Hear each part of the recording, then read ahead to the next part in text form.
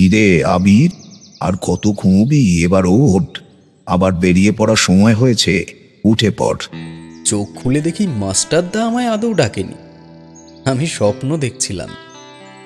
চোখ ডলতে ডলতে বিছানা থেকে নেমে ঝুল বারান্দার চেয়ারটার ওপরে এসে বসলাম।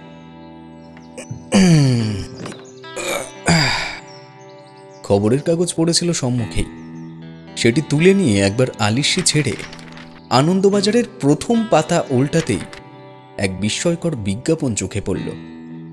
সেখানে লেখা হয়েছে, বর্ধমান জেলার মুসুন্ডি গ্রামে একজন নামকরা গণৎকারকে তার ঘরেই মৃত অবস্থায় পাওয়া গেছে। পরিবারের লোকজন এটাকে খুন বলে দাবি করছেন। মৃতদেহের মাথায় কোনো ভারী বস্তু দিয়ে আঘাত করা হয়েছে বলে পুলিশের অনুমান। বডি ময়নাতদন্তের জন্য পাঠানো হয়েছে। এখনো প্রশাসনিক দিক থেকে কোনো সমাধানসূচক ইঙ্গিত পাওয়া যায়নি। বিজ্ঞাপনটি পড়ে আমি অবাক হলাম। শেষে একজন গণৎকারকেও খুন! ঈশ্বর দেবতা ধর্মকর্ম নিয়ে থাকা মানুষের ওপরেও কাউর এমন বিদ্বেষ জন্মাতে পারে? দিনু চা নিয়ে এলে ওকে জিজ্ঞেস করলাম, মাস্টারদা কখন বেরিয়েছে? উনি তো ডাক্তারের কাছে গেছেন, বললেন আসতে একটু দেরি হবে, দুপুরে বাইরে খেয়ে নেবেন। মাসখানেক আগে একটি কেসের বীভৎসতার ফলাফলস্বরূপ যে বড় দুর্ঘটনাটি ঘটে গেছে তা হলো মাস্টারদার ডান পায়ের টিবিও ফেমোরাল জয়েন্ট একেবারে অকেজো হয়ে গেছে। তারপর থেকে অনিচ্ছা সত্ত্বেও তার সঙ্গী হয়েছে ক্রাচ। তবে এই ঘটনা ঘটে যাওয়ার পরে মাস্টারদা তার কলেজের প্রফেসরিতে ইস্তফা দিয়ে এখন পুরো দমে গোয়েন্দাগিরিকে নিজের পেশা করবে বলে মনস্থ করেছে। বরাবরই মাস্টারদা এমন একগুঁয়ে প্রকৃতির। বিপদগ্রস্ত জায়গা তাকে চুম্বকের মতো টানে। পরপর 3টি বড় বড় কেসের সমাধানের পর এখন মাস্টারদার পকেটও বেশ বহাল তবিয়তে। অগত্যা খবরটি মাথার মধ্যে নিয়েই সন্ধ্যা পর্যন্ত অপেক্ষা করতে হলো। সন্ধ্যা 6:30 নাগাদ মাস্টারদা এলো। বললাম, কাগজ দেখলে? মাস্টারদা তক্তপোষে বসে বলল, পায়ের অবস্থা কতদিনে ভালো হবে তার ঠিক নেই, বুঝলি। সারাটা দিন ধরে বহু পরীক্ষার পরেও উন্নতির কোনো লক্ষণ দেখা যাচ্ছে না। যাই হোক, কাগজ নিয়ে হঠাৎ এত উত্তেজিত কেন তুই? কিছু রঙিন পেয়েছিস মনে হচ্ছে। কই দে দেখি। দিন শেষে একটা গরম গরম খবর না পেলে দিনটার মাহাত্ম্য সম্পূর্ণ হয় কি করে বল? এই বলে মাস্টারদা ঘুরে এসে সম্মুখে চেয়ারে বসল। আমি নিজেই সম্পূর্ণ খবরটা মাস্টারদাকে পড়ে শোনালাম। মাস্টারদা বলল, গণৎকারকে খুন করার কারণ কি হতে পারে? ব্যাপারটা আশ্চর্যজনক তো, কিন্তু আমরাই বা এতে কি করতে পারি? যদি কেসটা পেতাম তবে আরো বিশদ জানার ইচ্ছে হতো। আমি রাতে গরম গরম মুরগির রোস্ট, আজকে খাবারটা জমবে ভালো। বিনাশকালে বিপরীত বুদ্ধি কথাটার প্রয়োগ এখানে না চললেও মাস্টারদার অবস্থা এখন খানিকটা হলেও তাই। পায়ের এমন অবস্থা হওয়ার পর পসার একটু হলেও কমেছে তার। কেন জানি না অনুভব করছিলাম ওর সেই প্রখর ক্ষুরোধার দৃষ্টিতে এখন কেমন যেন একটা শান্ত শিমুলের ছায়া বিরাজ করে।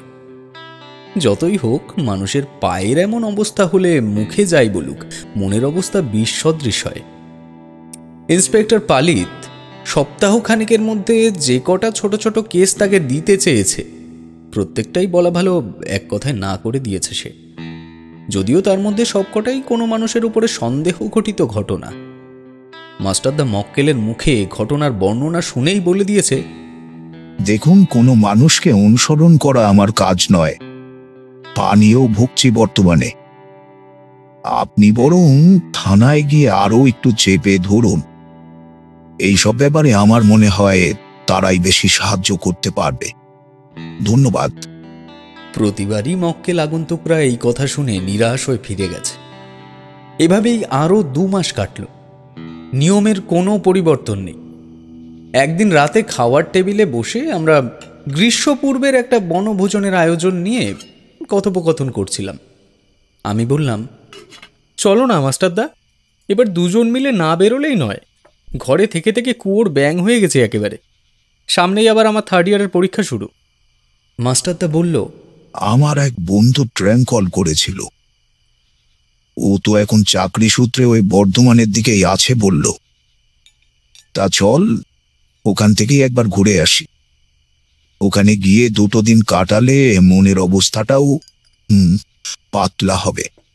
কি বলিস আবিজ?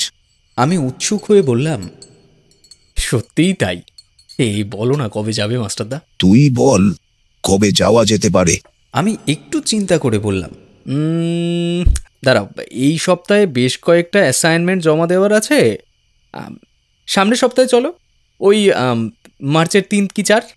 দেশ তাই হোক, দেখি এই কদিনে পায়ের অবস্থা কতটা ইমপ্রুভ করা যায়। দেখি সিগারেটের প্যাকেটটা দে তো। অবশেষে 3 তারিখই আমরা বেরোবো, এটাই ঠিক করা হলো। তবে মাস্টারদার পায়ের অবস্থা খুব একটা ইমপ্রুভ করা গেল না। তার বন্ধুর কর্মক্ষেত্র এখন বর্ধমানের লাকুটি। এরই মধ্যে মাস্টারদা ওর সাথে কথাবার্তা বলে আমাদের আগমনের ব্যাপারে ও থাকা খাওয়ার ব্যাপারে সমস্ত ব্যবস্থা সুনিশ্চিত করে নিয়েছে। তবে এই থাকার জায়গা নিয়ে কোনো একটা ব্যাপার মাস্টারদা গোপন করে গেছে আমার কাছে। জিজ্ঞেস করলেই বলেছে, চল না, একটা নতুন ধরনের অভিজ্ঞতা হবে বুঝলি। ব্যাস, এর বাইরে আর অন্য কোনো কথা নয়। আমরা সেদিন বিকেলের মধ্যে গন্তব্যে পৌঁছে গেলাম। মাস্টারদার বন্ধুর নাম অম্বরীশ মাইতি। স্টেশনেই আমাদের জন্য অপেক্ষা করছিল। ও আমাদের ওর কোয়ার্টারে না নিয়ে গিয়ে সোজা নিয়ে গেল এক সুবিশাল পুরনো আমলের অট্টালিকার সামনে। বলল, এটা আমার বন্ধু অমরেশ ঘোষের বাড়ি। তোমাদের থাকারও খাবার ব্যবস্থা এখানেই করেছি। মানে বলা ভালো, ওই নিজের থেকেই দায়িত্বটা ঘাড়ে নিয়েছে। আমার কর্মক্ষেত্র এখান থেকে বেশ খানিকটা দূর। এই জায়গার গ্রাম্য নাম মান্ডিপাড়া, তবে কাগজে কলমে এটাকে বলা হয় মাসুন্ডি। উত্তেজিত হয়ে প্রশ্ন করলাম আমি, কোন মুসুন্ডি? যেখানে একজন গণৎকারকে খুন করা হয়েছে সেটা কি? অম্বরীশবাবু ভ্রু কুঁচকে পাল্টা প্রশ্ন করল, কাগজে পড়েছিলেন নাকি খবরটা? আলবাত। তবে এমন সময় বাড়ির পাঁচিলের ওপার থেকে আওয়াজ এলো, আরে অম্বরীশ, মাস্টারদা চলে এসেছে নাকি? ওই যে অমরেশ টের পেয়েছে। এসো তোমরা। আমরা পাঁচিল লাগোয়া প্রধান দরজা পেরিয়ে ভেতরে ঢুকলাম। দেখলাম একজন সাদা পাঞ্জাবি পাজামা পরিহিত উঁচু কাঁধের ফর্সা ভদ্রলোক ঢালাই উঠোন পেরিয়ে আমাদের দিকে এগিয়ে আসছেন। অম্বরীশদা একটু এগিয়ে গিয়ে বলল, বিশু কোথায়? একটু ভেতর থেকে ডাক দেন না ভাই। বিশু, আসুন মাস্টারদা। বিশু, আমি অমরেশ ঘোষ। আশা করি অম্বরীশ আমার পরিচয় আপনাদের দিয়েছে। তুমি তো মাস্টারদা হরফে স্বনামধন্য সমরেশ সোমেশ সাগরেদ, তার খুড়তো ভাই আবির, তাই তো ইয়াং বয়? হ্যাঁ আমি সেই। ভদ্রলোক প্রণামপূর্বক আমাদের নিয়ে বাড়ির ভেতরের দিকে এগোলেন। যদিও এটাকে বাড়ির ভেতরে না বলে অন্দরমহল বললেই হয়তো সঠিক বর্ণনা দেওয়া হতো। বাড়ি দেখলে মনে হয় এটা কোনো নবাবের হাবেলি টাবেলি ছিল। বিশু নামের একটি বৃদ্ধ লোকের সাথে এসে অম্বরীশদা আমাদের ব্যাগপত্র নিয়ে দোমহলা বাড়ির ওপরের তলায় উঠে এলো। মাস্টারদার পায়ের অবস্থা দেখে প্রথমে অমরেশবাবু নিচেই আমাদের থাকবার ব্যবস্থা করতে চেয়েছিলেন। তবে মাস্টারদা যখন বলল, আমি নিজেই বাড়িতে দোতলায় থাকি, আমার কোনো সমস্যা হবে না, কাজেই মাস্টারদা ও আমার থাকার ব্যবস্থা হলো সিঁড়ি থেকে উঠে লম্বা বারান্দা পেরিয়ে একদম শেষ প্রান্তের ঘরটায়। অম্বরীশদা এই কয়দিন কর্মক্ষেত্র থেকে ছুটি নিয়েছে, তবুও যদি বিশেষ কোনো প্রয়োজন হয় এখান থেকেই আসা যাওয়া করবে, এই প্রতিশ্রুতি দিয়ে এসেছে। আমরা সবাই এসে ঘরে ঢুকতেই অমরেশবাবু বললেন, মাস্টারদা, আপনি বিশ্বাস করবেন না, এখনো বিশ্বাস করতে পারছি না যে আপনি আমার বাড়িতে এসেছেন। কম পড়িনি আপনার ব্যাপারে, যদিও তার জন্য এখনকার উন্নত কাগজে লিখিয়েদের সাববাসী দিতেই হয়। আমি এই ক্ষুদ্র ব্যবস্থা আপনাদের জন্য একটু করেছি, দয়া করে কিছু প্রয়োজন পড়লে চাইবেন। গিন্নি চলে যাওয়ার পর এই প্রথম অতিথি হিসেবে আপনারা এখানে এলেন, তাই আপ্যায়নের ত্রুটি হয়তো রয়েই যাবে। মাস্টারদা দেখলাম গৃহস্বামীর কথায় খুব একটা মনোযোগ দিচ্ছে না। ওর দৃষ্টি খোলা জানলার দিকে। একটা সিগারেট বের করে ক্রাচ নিয়ে এগিয়ে গেল সেদিকে।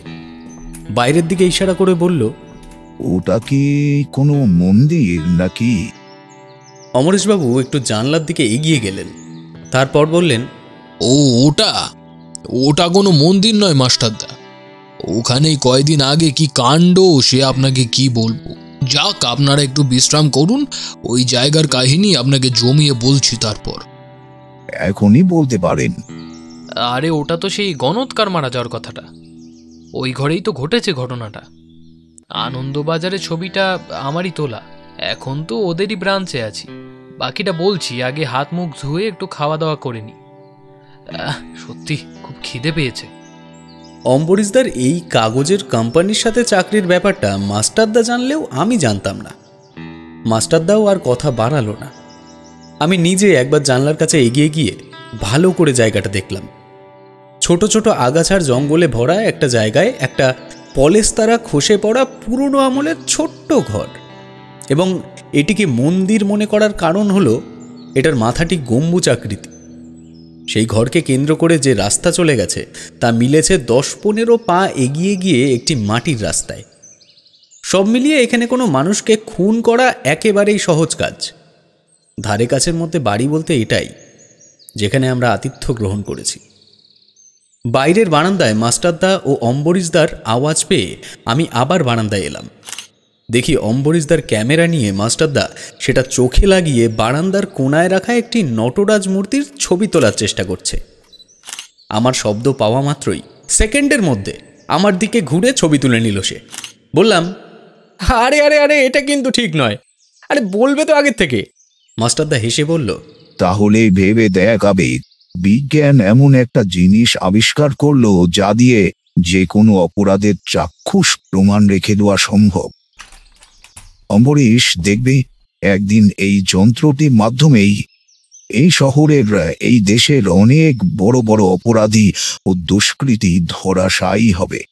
সে তুমি যাই বলো অম্বরীশদা, এই ছবিটার কিন্তু কোনো কপি বের করবে না।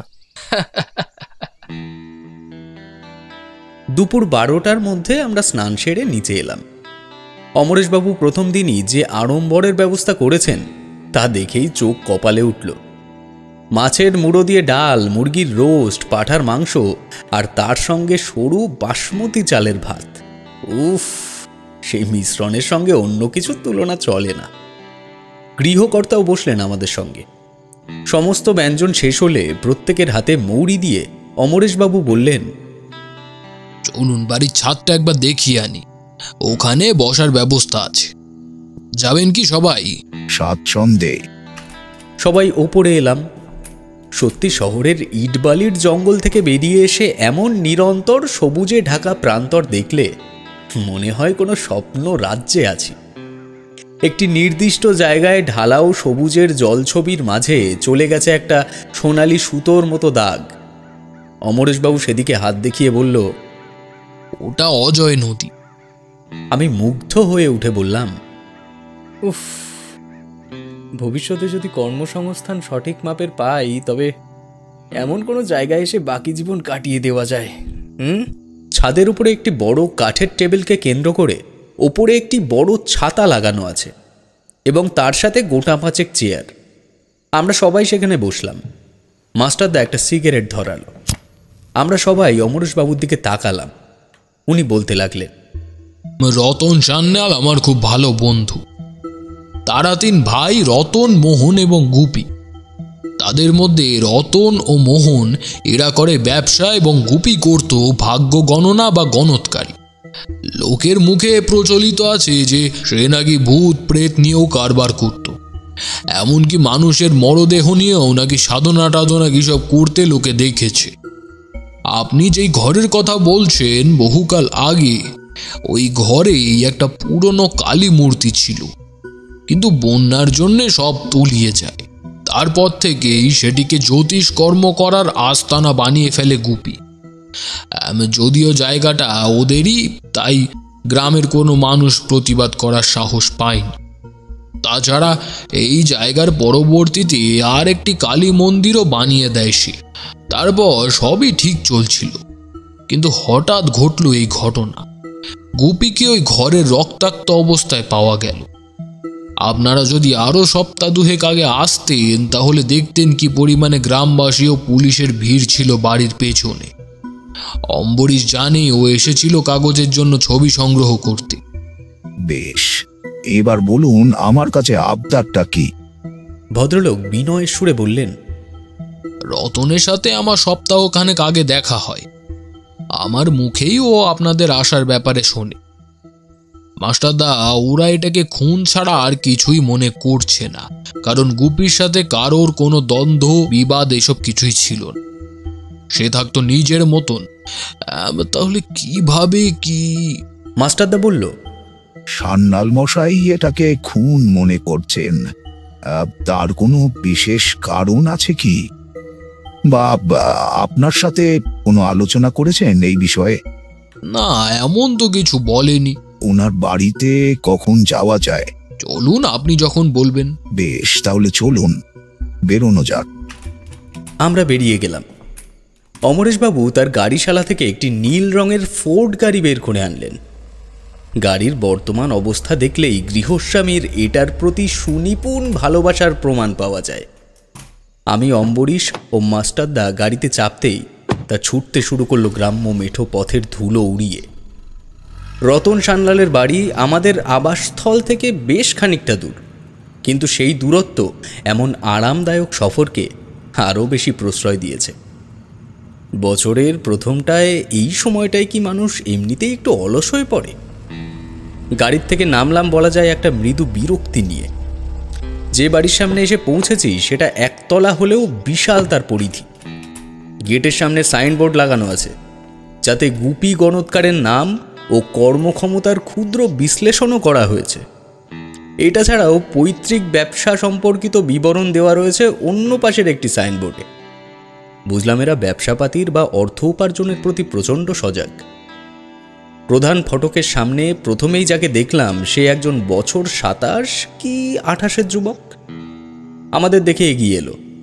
অমরেশবাবুকে জিজ্ঞেস করলো, কি ব্যাপার কর্তাবাবু, কোনো দরকার নাকি? কিন্তু বড় কর্তা তো বাড়িতে নেই।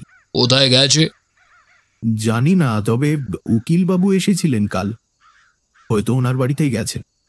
আচ্ছা, তাহলে আর কি করা। রতন আসলে বলবে আমি এসেছিলাম। মাস্টারদা এসেছেন কলকাতা থেকে। যদি সময় পায় তাহলে যেন আজই একবার আমাদের বাড়ি যায়। ছেলেটি ভ্রু কুঁচকে মাস্টারদার দিকে চাইল, তারপর বলল, আপনি মাস্টারদা সমরেশ সোম না? সম্প্রতি সময়ের একজন নামকরা গোয়েন্দা। একটু ভুল করলে, আমি গোয়েন্দা নই, আমি প্রফেসর। ছেলেটি আপ্যায়নের সুরে বলল, কি সৌভাগ্য, আসুন না, বাড়িতে আসুন, একটু চা খাবারের ব্যবস্থা করি। সে না হয় হবে, এখানে তো ঘুরতেই এসেছি, সব একসময় ঘুরে দেখব।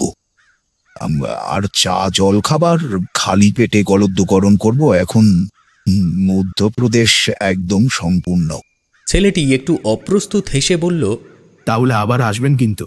অবশ্যই। আমরা ফিরে এলাম। দুপুরে একটু শরীর গড়িয়ে নিয়েছি। সন্ধ্যায় সবাই বসে পরিকল্পনা হলো আমরা পরশু এখান থেকে সোজা চলে যাব অজয় নদীর কোনো এক তীরবর্তী অঞ্চলে। সেখানে গিয়েই বনভোজন করা হবে। রাতের খাওয়া দাওয়ার শেষে আমি ও মাস্টারদা আবার ছাদে এলাম। বর্তমান সংগ্রহিত পুঁজি ও ব্যয় নিয়ে আলোচনা করছি। এমন সময় মাস্টারদা বলল, আবির, ওই ঘরটায় একটা আলো দেখতে পাচ্ছিস? আমি চমকে উঠে পেছনে তাকালাম। দেখলাম সত্যি সেই মন্দিরের ন্যায় ঘরটার ভেতর থেকে একটা হলুদ আলো বের হচ্ছে। সজল বাতাসে সেই আলোর স্থান পরিবর্তন হচ্ছে, অর্থাৎ সেটি যে একটা মোমবাতি বা তেল প্রদীপ জাতীয় কিছু তাতে সন্দেহ নেই। আমি বললাম, কি ব্যাপার বলো তো মাস্টারদা? ব্যাপার যাই হোক, এত রাতে যখন ঘটনাটা ঘটছে তাতে এটুকু নিশ্চিত যে যে ওখানে আছে সে গোপন কিছু সারার চেষ্টা করছে। বাদ দে। কিন্তু যদি সত্যি কোনো বড় সড়ো অপরাধের প্রমাণ লোপাটের চেষ্টা হয়? প্রমাণ এখনো গোপন করা যায়নি আবির। অন্তত আমার চোখের সামনে থেকে প্রমাণ লোপাট করতে গেলে আসামিকে স্বেচ্ছায় মৃত্যুবরণ করতে হবে, নতুবা অসম্ভব। পরক্ষণেই আলোটি নিভে জঙ্গল আবার নিজের রঙে ফিরে এলো। মাস্টারদার সিগারেট শেষ হলে আমরা নিচে চলে এলাম। রাতে ঘুম হলো দস্তুর মতো। পরদিন সকালে ঘুম থেকে উঠতে বেশ দেরি হলো। বাইরে এসে দেখি চিলেকোঠার সিঁড়ি ধরে মাস্টারদা, অমরেশবাবু আর একজন অপরিচিত লোক ছাদের দিকে যাচ্ছে। আমিও দ্রুত তৈরি হয়ে সেখানে গেলাম। পৌঁছে দেখি কথা বলছেন সেই অপরিচিত ভদ্রলোক। মাস্টারদা, ভাইয়ের কোনো বাজে নেশা ছিল না, শুধু ওই গণৎকারী করতো, তন্ত করে বেড়াতো বলে ওর সাথে আমরা কেউ বিশেষ কথা বলতাম না। বলা যায় একটা অভিমান থেকে এই প্রকার পরিস্থিতি। কিন্তু তাই বলে ছোট থেকে তো আর সে এমন ছিল না। কত ভালোবাসতো আমায়, মোহনকে। এখনও যে বাসত না তাও নয়, তবে কয়েকদিন আগে ওর ঘরের থেকে একটু উঁচু গলায় কথা শুনতে পেয়ে আমিও সেখানে যাই। দরজার বাইরে দাঁড়িয়ে শুনি একজন বলছে, আমি তো তোমায় বলছি, আমার ঘোড়া জিতলে যত উপার্জন করব তার অর্ধেক তোমায় দেব। তুমি তবুও রাজি হচ্ছ না কেন? গুপি প্রতিবাদ করে বলল, দেখো শিবু, আমি এভাবে কোনো প্রকার আর্থিক প্রলোভনতায় কাজ করি না। আর তাছাড়া এরকম ঘোড়ায় টাকা লাগানো বা জোরবাজি ধরা এসব আমার কাজ নয়। আমি বিধাতা নই। তোমার কাছে মদন ঘোষ এসেছিল, তারপর থেকেই ওর ভাগ্য বদলে গেছে। তুমি আমায় বলছো না ঠিক আছে, তবে এটার ফল কিন্তু ভালো হবে না, এটা মনে রেখো। কে মদন ঘোষ? ও, এখন চেনো না তাই না? বলে লোকটি দ্রুত পায়ে বেরিয়ে গেল বাড়ি থেকে। সেদিনে আমি কৌতূহলবশত ভাইয়ের সাথে কথা বলেছি। আমি ঘরে ঢুকলাম, গোপীকে জিজ্ঞেস করলাম, কেরে গোপী, উনি এসব কি বলে গেল? গোপী বলল, দাদা, তুই এসবের মধ্যে আসছিস কেন? মানুষ অর্থের জন্য উন্মাদ হয়ে যায়। এর অবস্থাও তাই হয়েছে। কোথা থেকে খবর পেয়েছে আমি নাকি রেসের ঘোড়া দৌড়িয়ে দিই। আমি নরম গলায় বললাম, ভাই, এবার এসব ছেড়ে একটা সংসার জীবন তো ধরতে পারিস। ছেলেটিকে আমি চিনি, খুব ভালো পরিবারের ছেলে কিন্তু নয়। দরকার হয় তোর ভাগের জায়গা জমি যা আছে আমি লিখে দিচ্ছি, তুই একটা বিয়ে থা করে ব্যবসায় চলে আয়। এই কথা শুনে আমার মুখের উপরে কথা বলেনি ঠিকই, তবে ওর কাজকর্মে সেই অনুরূপ কোনো পরিবর্তন দেখিনি। তার কয়েকদিন পরেই মাস্টারদা এই ঘটনা। এবার আপনিই বলুন, এটাকে খুন না মনে করার কি কোনো কারণ আছে? পুলিশ কি বলছে? পুলিশ কয়েকদিন একটু খোঁজ খবর করেছে। আমি সব ঘটনায় বলেছিলাম, কিন্তু ওই শিবু নামের ছেলেটিকে তারা একবারও জেরা করেনি। বরং এটাই বলেছে, আপনার ভাই যে কাজের সাথে যুক্ত ছিল তা সম্পূর্ণই বুজরুকি। সেই কারণে সাধারণ মানুষকে উত্তেজিত করার কোনো মানে হয় না। উপযুক্ত প্রমাণ পেলে তবেই আমাদের সাথে যোগাযোগ করবে। কিন্তু কই, আমার মনে হয় না আর এই বিষয়টা নিয়ে তারা ভাবছে। পুরো কথা শুনে আমি কোনো মতামত বা সিদ্ধান্তে আসতে পারলাম না। তবে গুপিবাবু যে খুন হয়েছেন সেদিকের পাল্লাটাই একটু হলেও ভারী হলো। মাস্টারদা বলল, মদন ঘোষ লোকটিকে চেনেন? অর্থাৎ ওই শিবু নামের ছেলেটি যার কথা শুনে আপনার ভাইয়ের কাছে এসেছিল? না, আমার পরিচিত মহলের মধ্যে এমন কোনো মানুষের নাম নেই। বেশ, তবে চলুন ঘটনাস্থল থেকে একটু ঘুরে আসা যাক। আমরা উঠলাম। ইতিমধ্যে অম্বরীশদা সিঁড়ি থেকে উপরের দিকে আসছিল। নামতে দেখে আমাদের পদাঙ্ক অনুসরণ করল। অমরেশবাবুর বাড়ির থেকে ওই মন্দির আকৃতির ঘরটার দিকে যাওয়ার কোনো স্থায়ী রাস্তা নেই।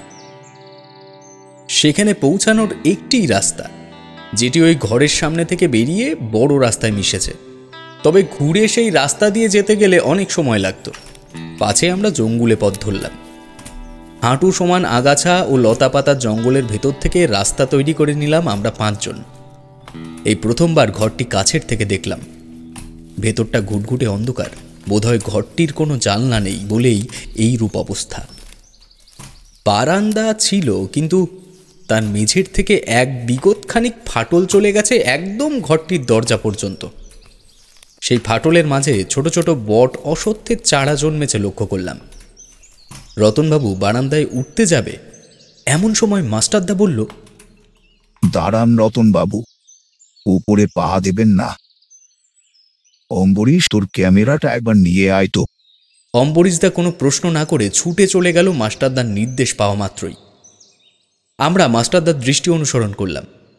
এবার ভালো করে বুঝতে পারলাম বিষয়টা। খোলা দরজার ভেতরে যেটুকু জায়গায় আলো প্রবেশ করছে সেখানে একজোড়া জুতোর ছাপ স্পষ্ট। সাথে সাথে আমার মনে পড়ে গেল কাল রাতের সেই আলোর কথা। মাস্টারদা আমার দিকে তাকিয়ে ঈষৎ হাসল, তবে এই হাসিতে স্বনির্ভরতার ছাপ স্পষ্ট।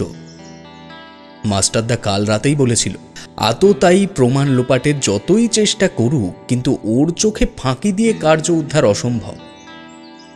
ওর বুদ্ধিমত্তা ও চতুরতার প্রতি গর্ববোধ হওয়াটাই স্বাভাবিক। অম্বরীশদা এসে ওর কথা মতো জুতো খুলে সতর্ক পা ফেলতে ফেলতে কয়েকটা ছবি তুলে নিল জুতোর ছাপের। তারপর আমরা প্রত্যেকে ভেতরে ঢুকলাম। অম্বরীশদা আসার সময় সাথে করে একটা টর্চ সঙ্গে করে নিয়ে এসেছে, যাতে ভেতরের দৃষ্টান্ত আরও ভালো করে পর্যবেক্ষণ করা সম্ভব হলো।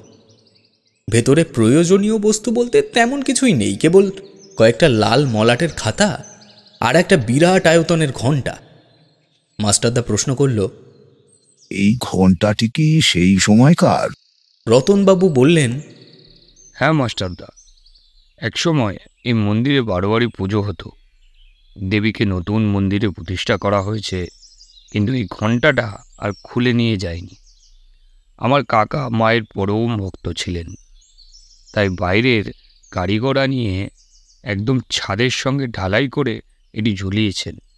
খুলতে গেলে ঘরটাকেই ভাঙতে হবে, তাই আর। অম্বরীশ, মৃতদেহটি কোথায় পড়েছিল? অম্বরীশদা ঘরটির একদম মাঝখানে টর্চের আলো ফেলে বলল, এই জায়গায়। সবাই মাস্টারদার দিকে কৌতূহলী দৃষ্টি ফেলতে ফেলতে বাড়িতে ফিরে এলাম। মাস্টারদা বলল, আমায় একটু সময় দিন রতনবাবু, আমি যথার্থ চেষ্টা করব। আচ্ছা, এই শিবু ছেলেটির বাড়ি কোথায় বলতে পারবেন? চলুন, আমি নিয়ে যাচ্ছি। না, আপনাকে যেতে হবে না, এতে আপনি বিপদে পড়তে পারেন। অমরেশবাবুকে ঠিকানাটি বুঝিয়ে দিন, বাকিটা আমি দেখে নিচ্ছি। রতনবাবু ঠিকানা বুঝিয়ে দিয়ে ফিরে গেলেন বাড়িতে। মাস্টারদা, আমি ও অম্বরীশদা এবার আর গাড়ি নিলাম না। এমনকি অমরেশবাবুকেও মাস্টারদা সাথে রাখতে রাজি হলো না।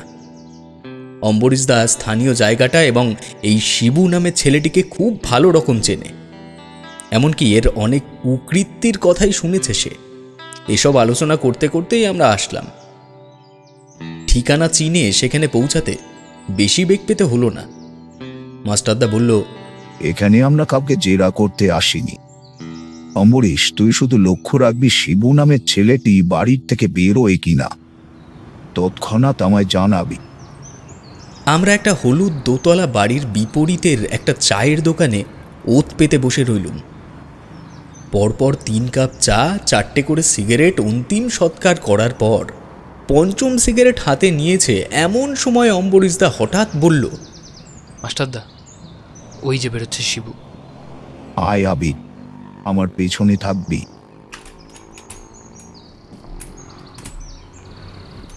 মাস্টারদা রাস্তা পেরিয়ে বিপরীত দিকে গেল।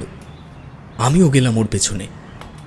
যে লোকটি বাড়ির থেকে বেরিয়ে এলো তার চোখে মুখেই কেমন একটা অসংলগ্নতা। নেশাগ্রস্ত মানুষ যেভাবে হাঁটে তার চলনও ঠিক সেই রকম। সে সামনে আসতেই মাস্টারদা জিজ্ঞেস করল, দাদা, জগন্নাথ নন্দীর বাড়িটা কোথায় বলতে পারবেন? লোকটি ক্ষণিকের জন্য মাস্টারদার দিকে ঢুলু ঢুলু চোখে তাকিয়ে মাথা ঝাঁকিয়ে না সূচক ইঙ্গিত করে সেখান থেকে চলে গেল। লোকটি বেশ খানিকটা যাওয়ার পর মাস্টারদা মাটির দিকে একবার তাকিয়ে বলল, চলে আয় আবির। আমরা আবার বিপরীত দিকে চায়ের দোকানে ফিরে এলাম। মাস্টারদা একটা সিগারেট ধরিয়ে বলল, অম্বরীশ, যা দেখি ওখানে গিয়ে জুতোর ছাপটা ক্যামেরা বন্দি করে রে গোপনে। ওখানকার কাজ মিটিয়ে মাস্টারদা হঠাৎ অমরেশবাবুর বাড়িতে ফেরার জন্য ব্যস্ত হয়ে উঠল। ফিরে আসার পর সেই ব্যস্ততার কারণ বুঝতে পেলাম। অমরেশবাবুর কাছের থেকে রতনবাবুর নাম্বার নিয়ে টেলিফোন করল সে। হ্যাঁ রতনবাবু, একটা গুরুত্বপূর্ণ কথা আপনাকে বলা হয়নি, তো সেটা বলার জন্যই টেলিফোন করলাম। হ্যাঁ বলুন। আমি যে তদন্তে নেমেছি এই খবর যেন কেউ জানতে না পারে, এমনকি আপনার বাড়ির লোকরাও না। ঠিক আছে মাস্টারদা, আপনি যেমন বলছেন তেমনি হবে। শুধু একবার আপনি আমার ধারণায় যে সত্যি সেটা প্রমাণ করুন, তারপর আমি দেখছি। নিশ্চিন্তে থাকুন, ছাড়লাম। আমরা দুপুরে খাওয়া দাওয়া সেরে আবার ছাদে গিয়ে বসলাম। অম্বরীশদা চলে গেল ছবিগুলোর রিল নিয়ে ওর কর্মক্ষেত্রে। বলে গেল সেগুলো প্রিন্ট করিয়ে নিয়ে ফিরতে ফিরতে ওর কাল সন্ধ্যা হয়ে যাবে। অমরেশবাবু একটা পান সেজে মাস্টারদার হাতে দিয়ে বলল, এই নিন মিষ্টি পাতার পান খান একটা। মাথার কাজে এই পানের ভূমিকা অনেক। ভূমিকা কতটা পালন করলো পান তা বলতে পারবো না, তবে মাস্টারদা সেই যে ছাদের থেকে নেমে ঘুম দিল, উঠল প্রায় সন্ধ্যা 7টা নাগাদ। আমি অমরেশবাবুর সঙ্গে এর মধ্যে আশপাশটা একটু চক্কর দিতে বেরিয়েছিলাম। দেখলাম রতনবাবুর বাড়িতে দেখা হওয়া সেই ছেলেটি একটি জিপ গাড়ি নিয়ে রাস্তা দিয়ে যাচ্ছে। অমরেশবাবু বললেন, ওই অমল যাচ্ছে, বোধহয় মোহন এলো শহর থেকে। সেই সময় ওই ছেলেটির পরিচয় জানলাম। ওর নাম অমল সাহা। রতনবাবুর ছোট ভাই মোহন তাকে কলকাতা থেকে এখানে নিয়ে এসেছেন তাদের কাগজের ব্যবসা দেখাশোনা করবার জন্য। ছেলেটি শিক্ষিত এবং সত্যি কর্মদক্ষ। সে আসার পর থেকেই নাকি ব্যবসাও ফুলে ফেঁপে উঠেছে তাদের। এই কথা রতনবাবুই অমরেশবাবুকে বলেছেন। মাস্টারদা ওঠার পর আমি আমার ঘুরতে যাওয়ার বর্ণনা সহ যাবতীয় সবকিছুই তাকে জানালাম। এমন সময় অমরেশবাবু দেখি বিশুকে সাথে নিয়ে হাজির হলেন আমাদের ঘরে। বিশুর হাতের ট্রেতে দুটি থালায়, একটিতে গরম গরম লুচি ও অন্যটিতে কষা মাংস এবং ডিমের কালিয়া। মাস্টারদা বলল, আরে আরে এ কি করছেন? এত কিছু খাওয়া যায় নাকি? মাস্টারদা, আমার কিন্তু মনে হয় মধ্যপ্রদেশ শান্ত না থাকলে বুদ্ধির বিকাশে বাধা আসে। বললাম, কথাটা একেবারে ভুল বলেননি। খাওয়া দাওয়া সেরে আমরা নিচে অমরেশবাবুর ঘরে এলাম। উনি একটা বিশেষ ধরনের চুরুট খাওয়ার আমন্ত্রণ করে গেছেন যাওয়ার আগে। মাস্টারদা চুরুট ধরিয়ে একটা লম্বা টান দিয়ে বলল, আচ্ছা অমরেশ বাবু, এই রতনবাবুর বাড়িতে কে কে আছে একটু বলবেন? অমরেশবাবু বললেন, বেশি কেউ নয়, রতনের কোনো সন্তান নেই। মোহনের এক মেয়ে, অর্থাৎ ওই রতন, রতনের স্ত্রী আর মোহনরা 3 জন। ওদের ম্যানেজার অমল আর ওই বাড়ির 2-1টা চাকর বাবু। গোপীবাবুর প্রতি প্রত্যেকের দৃষ্টিভঙ্গি কি একই রকম? কম বেশি সবাই গোপীর সাথে কথা বলতো, আমি যা দেখেছি, শুধু মোহনের মেয়ে বাদে। তবে সেও নাকি বলতো, তবে বছর 1.5-2 ধরে কথা বন্ধ করেছে জেঠুর সাথে। মেয়েটির বয়স এই ধরুন 20 কি 22 হবে।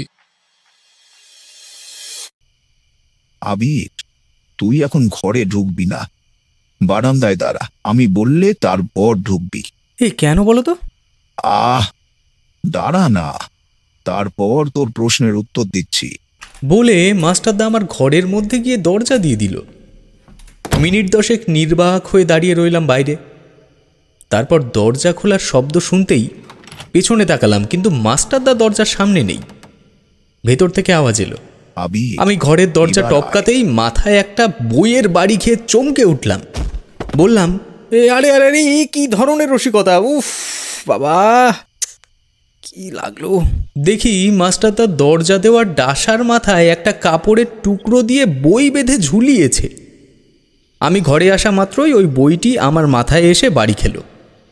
আমার প্রশ্নে মাস্টারদা মিটি মিটি হেসে উঠলেও পরক্ষণেই শক্ত হয়ে উঠল ওর চোয়াল। বলল, আচ্ছা আবির, ওই মন্দিরের বেঁধে রাখা বড় ঘণ্টাটি যদি তুই ঘরে প্রবেশ করা মাত্রই আমি সুতো খুলে দিতাম এবং সেটি তোর মাথায় এসে আঘাত করত, তাহলে তোর কি অবস্থা হবে? তোমার মাথা ঠিক আছে তো? যা মনে হলো ওই ঘন্টার ওজন প্রায় 150 থেকে 200 কেজি। সেটা যদি মাথায় এসে লাগে, জায়গায় পঞ্চত্ব প্রাপ্তি করব, এতে কোনো সন্দেহ নেই। ঠিকই ধরেছিস আবির।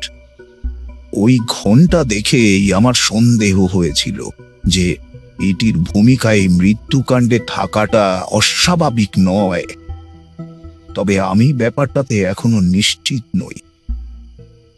আচ্ছা, এটা তো স্বাভাবিক যে কোনো মানুষের মাথার পেছনে যখন আঘাত করা হয় তখন আততায়ী হয় নিজের পরিচয় গোপন করার চেষ্টা করে, অথবা সে ভীতু, তাই তো?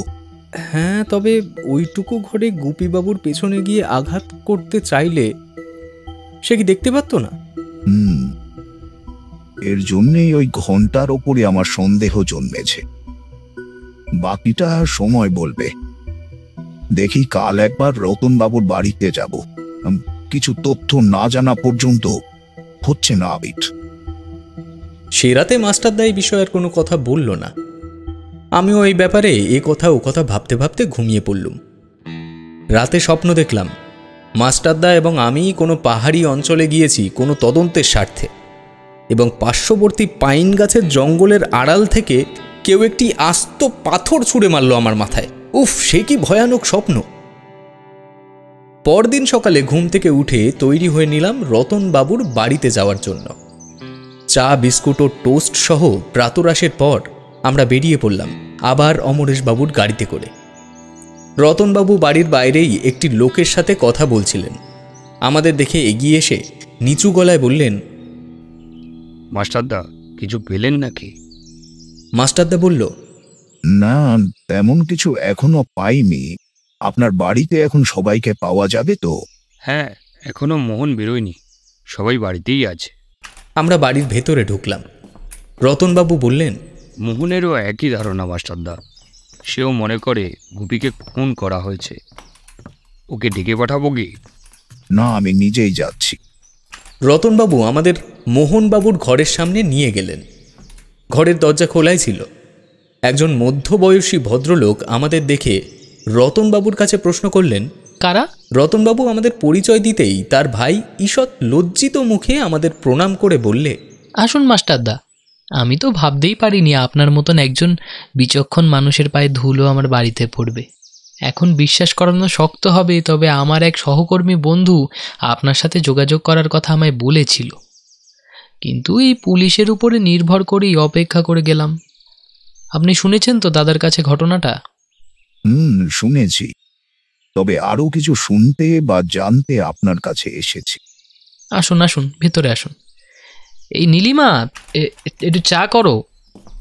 মোহনবাবুর পেছনেই একটি মহিলা আধ ঘোমটা দিয়ে দাঁড়িয়ে ছিল। তার নির্দেশ পাওয়া মাত্রই উনি বেরিয়ে এলেন। আমরা একটু সরে দাঁড়ালাম।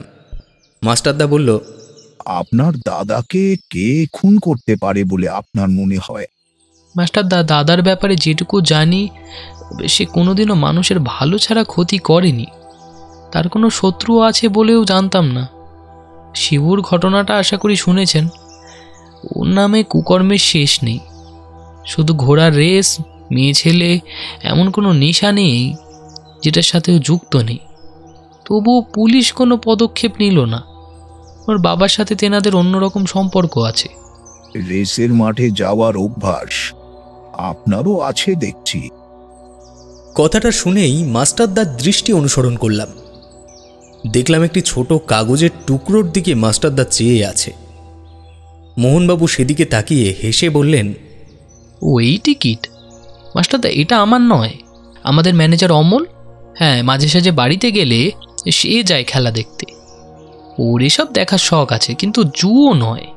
ওই তো বলেছিল সেখানে শিবু নামের ছেলেটাও যায়। বেশ, তাহলে ও আশা করি কিছু বলতে পারবে। অমলের সঙ্গে একবার দেখা করা যায়? হ্যাঁ মাস্টারদা, আসুন, আমার সঙ্গে আসুন। অমল বাড়ির উঠোনেই ছিল। বেরিয়ে দেখলাম সে পরিপাটি হয়ে কোথাও বেরোচ্ছে।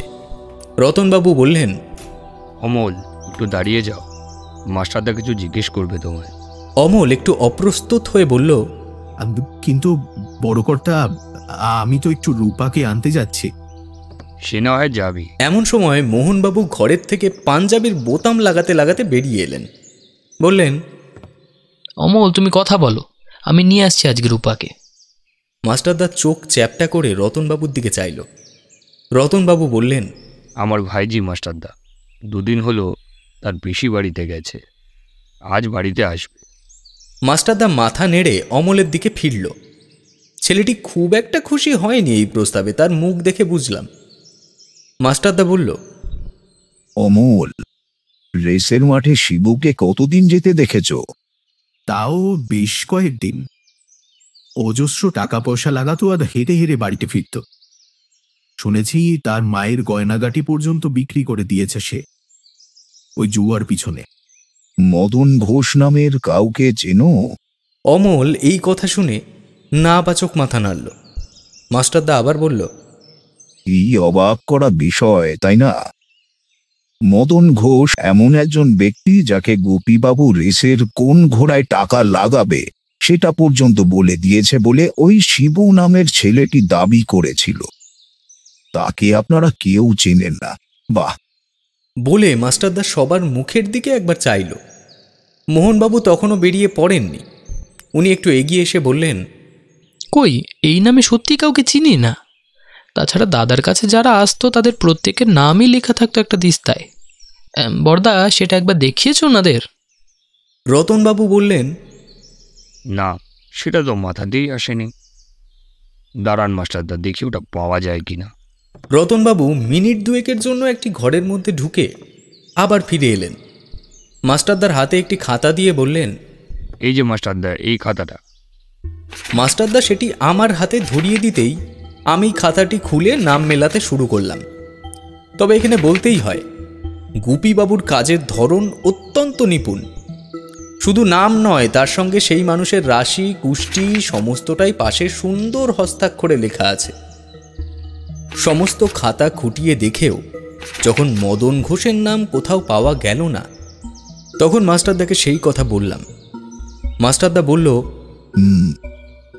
জানতাম পাওয়া যাবে না, তবে খুনি ওখানে প্রমাণ ছেড়ে গেছে, আর প্রমাণ ওই ঘরের মধ্যে এখনো আছে। কাল সকালের মধ্যেই আমি সমস্ত ব্যাপারটা সামনে আনব, নিশ্চিত থাকুন। আসুন অমরেশ বাবু, আসুন। আমরা বেরিয়ে এলাম বাড়ির থেকে। শুধু ওই বাড়ির প্রত্যেকে নয়, আমরাও মাস্টারদার কথা শুনে অবাক হয়ে তার দিকে চেয়ে রইলাম। গাড়িতে উঠে মাস্টারদা বলল, কি অমরেশ বাবু, শুধু আবিরকেই ঘুরিয়ে দেখালেন, আশপাশটা আমাকে দেখাবেন না? হ্যাঁ, কেন নয়, চলুন। কিন্তু এখন কিছু জানতে চাইবেন না অমরেশ বাবু, কারণ আমারও কিছু বিষয় জানা বাকি। আমরা বাড়িতে না ঢুকে এলাম একটি নদীর তীরবর্তী অঞ্চলে। সত্যি, কোথায় খুনের রহস্য, কোথায় বা জীবনের জটিল টানাপোড়েন, এই জায়গায় দাঁড়ালেই সব জটিলতাই একটা নতুন জীবনের ছন্দে সহজ সরল গুঞ্জনে পরিণত হয়। নিজের অজান্তেই ঠোঁটের আগায় একটা পরিচিত রবীন্দ্রসঙ্গীত এসে গেল। আবির, প্রেমের টান এই অঞ্চলে আসবে না তো কোথায় আসবে? মনের নির্ভেজাল প্রেম তরঙ্গ কি আর শহরের কংক্রিটের দেওয়াল ভেদ করে মনের মানুষের কাছে পৌঁছতে পারে? তোমার মনের মানুষ তো গাদাগুচ্ছের ইতিহাস বই আর তত্ত্ববিদ্যা যা ঘরের মধ্যেই থাকে। সেখানে কংক্রিটের জঞ্জাল পেরোনোর কি আছে, নাকি অন্য কোনো মতলব ফাঁদছ? আমার কথা বলছি না আবির। যাক, আচ্ছা অমরেশ বাবু, রতন বাবু কি আপনাকে তার ভাইজির বিষয়ে কোনো কথা বলেছে? অমরেশবাবু উত্তরটি দিলেন মুহূর্তেই। বললেন, না, তবে তেমন নয়। তবে মোহনের ইচ্ছে আছে অমলের সঙ্গে তার মেয়ের বিয়ে দেবে। মানে আপনাকে কি বলবো, শুনেছি ওদের মধ্যে প্রেমের সম্পর্কও নাকি আছে। হ্যাঁ, সেটা অমলের যাত্রায় বাধা পড়তেই বুঝেছি। আমি মাস্টারদের দিকে তাকিয়ে হেসে বললাম, এসব গোয়েন্দাগিরি ছেড়ে একটা জ্যোতিষ কার্যালয় খুলে নিলেই তো পারো। আমার মনে হয় দিন দিন তোমার ওই ঐশ্বরিক ক্ষমতাটা বৃদ্ধি পাচ্ছে, বুঝলে? অবসর জীবনে তা করলেও মন্দ হয় না। আমরা বাড়িতে ফিরে এলাম। অম্বরীশদা এলো ঠিক সন্ধ্যার আগে আগে। ওকে আসতে দেখেই মাস্টারদা হাতের ইশারায় ওকে উপরে ডেকে নিল। অম্বরীশদা বলল, মাস্টারদা, দুটি জুতো ছাপ সম্পূর্ণ আলাদা। মন্দিরের ভেতরে জুতোর ছাপের সাথে শিবুর জুতোর ছাপের কোনো মিল নেই। যদিও সেটা খুবই আবছা, তবে নেগেটিভে স্পষ্ট চোখে পড়ছে। এই দেখো। এখন সঠিক সময় এসেছে। চল আবির, অম্বরীশ আয়। আমি নির্বাক হয়ে তার পিছু নিলাম। মাস্টারদা বাড়ির উঠোন ছেড়ে রাস্তার পাশে গিয়ে দাঁড়ালো। বলল, এখান থেকে কিছু বালি তুলে নিয়ে চল আমার সঙ্গে। অম্বরীশদা এবং আমি খানিকটা মাটি তুলে নিয়ে মাস্টারদার পেছনে পেছনে গেলাম। মাস্টারদা কোনো কথা না বলে সোজা গেল সেই মন্দিরের সামনে। তখন চারিদিকটা অনেকটাই অন্ধকার হয়ে এসেছে। মাস্টারদা বলল, জুতো খুলে ঘরের ভেতরে গিয়ে মাটিটা ঘরের ভেতরে ছড়িয়ে দে। যে চার ফেলেছি আজ রাতে প্রমাণ লোপাটের জন্য আততাই আসবে। তার মানে তুমি বলতে চাইছো খুনি ওই সান্নাল বাড়িতেই আছে? না থাকলেই অবাক হব। কৌতূহল চাপা রেখে মাস্টারদার নির্দেশ মতো সব কাজ করে সেখান থেকে চলে এলাম আমরা। অগোচরেই সেই ঘণ্টাটির দিকে চোখ পড়েছিল। দেখলাম সেটি যথাস্থানেই এখনো একটি কাঠের খুঁটির সাথে বাঁধা আছে। মাস্টারদা ফিরে এসে বলল, যে কোনো মন্দিরেই ঘণ্টা বাঁধা হয় একদম মধ্যস্থল বরাবর। এখানেও তাই করা আছে। এখন ভেবে দেখ, সেটিকে টেনে নিয়ে বেঁধে রাখা হয়েছে একদম পেছনের দেওয়ালের একটি খুঁটির সাথে। যদি গোপীবাবু দরজার দিকে মুখ করে বসে কোনো কাজকর্ম করে এবং একই সময় যদি কোনোভাবে ঘণ্টাটির টানা দড়ি খুলে দেয়, তবে সেটির আঘাতে মৃত্যু ঘটতেই পারে। বললাম, কিন্তু তাই যদি হয় তবে দড়িটা কাটবে কি করে? ঘরের তো কোনো জানলা দরজা নেই। এখানেই তোদের সঙ্গে আমার পার্থক্য। বেঁধে রাখা দড়ির ফাঁস গেটের লম্বা অংশটুকু উপরের গোলগলি থেকে বাইরে বের করা রয়েছে। সেটা চোখে পড়েনি? আমি ও অম্বরীশদা না সূচক মাথা নাড়লাম। মাস্টারদা বলল, অম্বরীশ, তুই মৃতদেহের ছবি যখন তুলতে এসেছিলি সেই সময়কার নেগেটিভগুলো এখন আছে তোর কাছে? অম্বরীশদা বলল, হ্যাঁ, আমার ব্যাগেই। আমার কাজের ফাইল সবসময় থাকে। এক সেকেন্ড। বলে সে ব্যাগের থেকে একটি কালো প্লাস্টিকের মলাট লাগানো ফাইল বের করে তার পাতা উল্টাতে শুরু করল। একটি বিশেষ জায়গায় এসে থেমে গিয়ে বলল, এই যে, এর থেকে পরপর 5টা ছবি ওই দিনের, আর নিচে নেগেটিভগুলোও জোড়া আছে। মাস্টারদা প্রতিটা ছবির ভেতর থেকে নেগেটিভগুলি বের করে প্রথমে আলোর সামনে ধরল। লক্ষ্য করলাম সেখানেও জুতোর ছাপের মতো বিন্দু বিন্দু চলমান রেখা আছে। মাস্টারদা বলল, পুলিশ ভেতরে ঢোকার আগেই ছবিগুলো তুলেছিলি কি? না, পুলিশ এসেছিল আমার আগেই, তবে তখনও পর্যন্ত কেউ ঘরে ঢোকেনি বা বডি সরানো হয়নি। আমি বারান্দায় দাঁড়িয়ে সব ছবি তুলেছিলাম। তাই যদি হয়, গোপীবাবু আশা করি কর্মক্ষেত্রে জুতো পরে ঢুকতেন না। যদি খুব ভুল না করি, খুনি গোপীবাবুর মৃত্যুর পর ঘরে এসেছিল এবং এসে কাজ একটাই করেছে, সেটা হলো ঘণ্টাটি আগের মতন করে যথাস্থানে বেঁধে রাখা। দেখা যাক আজ রাতে কি হয়। আমরা সন্ধ্যা 7টার মধ্যে কোনো রকম খাওয়া দাওয়া সেরে নিলাম। পরিকল্পনা করা হলো, মাস্টারদা থাকবে সবার আগে, আমি থাকব মন্দিরের পেছনের প্রান্তে, অর্থাৎ মাস্টারদার কথা মতো যেদিক থেকে দড়ির একটি অংশ ঝুলছে, আর অম্বরীশদা ও অমরেশবাবু লুকিয়ে থাকবেন পাশের একটি জঙ্গল সংকুল জায়গায়।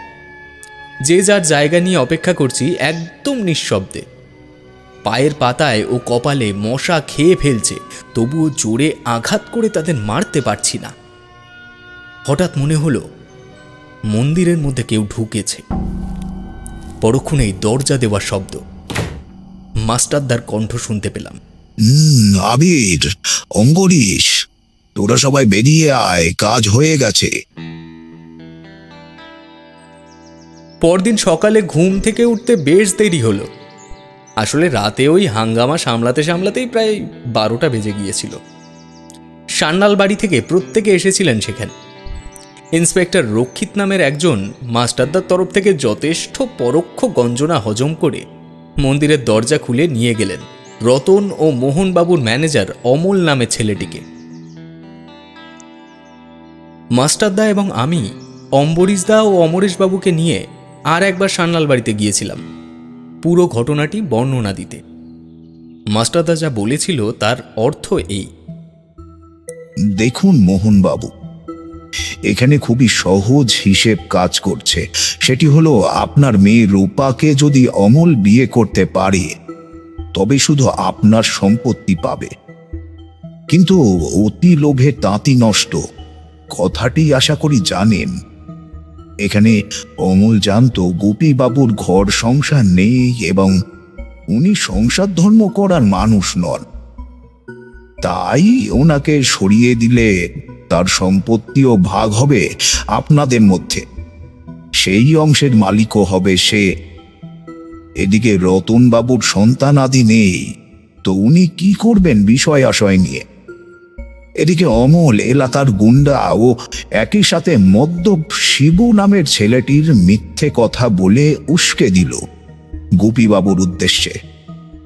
যদি ভুল না করি, ওই রেসের মাঠে গিয়েই মদন ঘোষ নামক কোনো ব্যক্তির নাম নিয়ে গোপীবাবুর সাথে তার কোনো আর্থিক মুনাফার চুক্তি সংক্রান্ত একটি মিথ্যে ঘটনা সাজিয়ে তাকে বলে।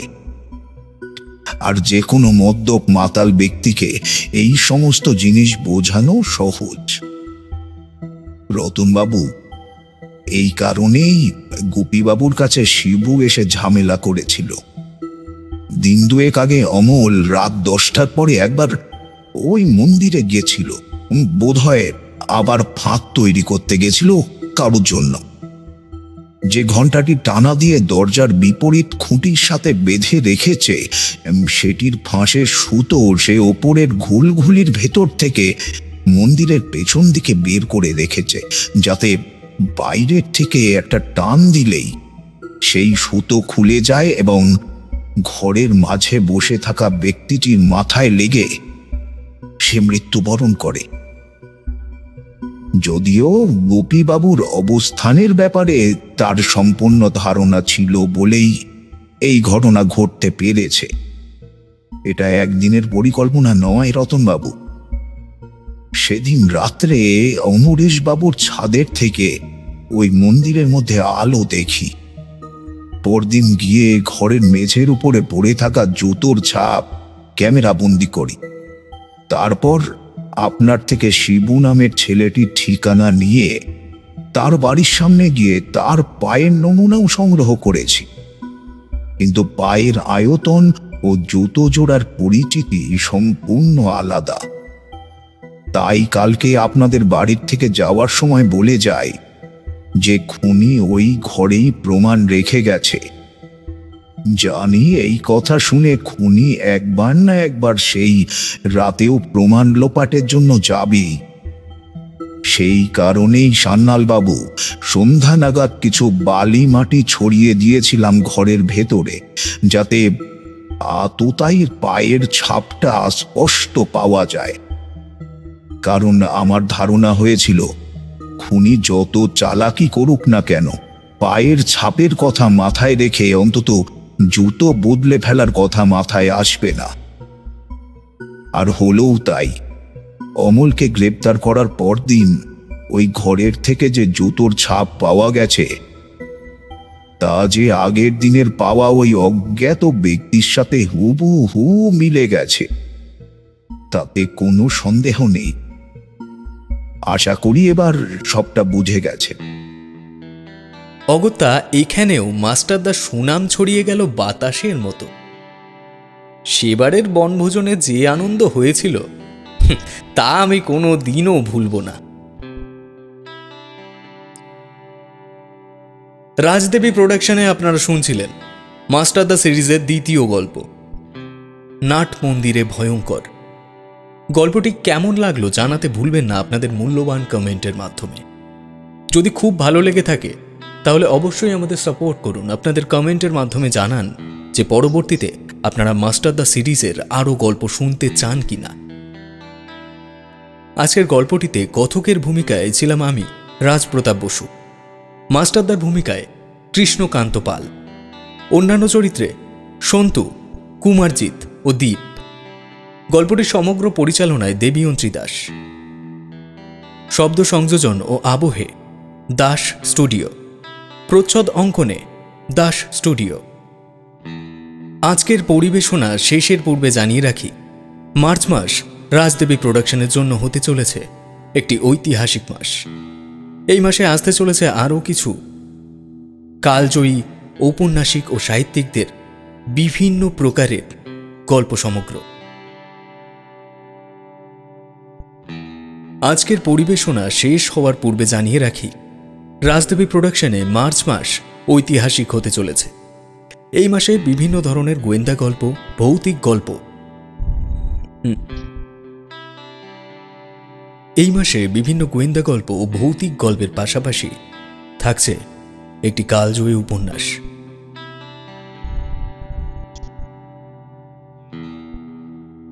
যার নাম, যেটি ড্র্যাকুলা গল্পের সিকুয়েল। আসছে দ্য রিটার্ন অব ড্র্যাকুলা মার্চের একদম শেষের দিকে। তাই শুনতে ভুলবেন না রাজদেবী প্রোডাকশন। সঙ্গে থাকুন, শুনতে থাকুন বাংলা গল্পের অন্যতম ঠিকানাকে।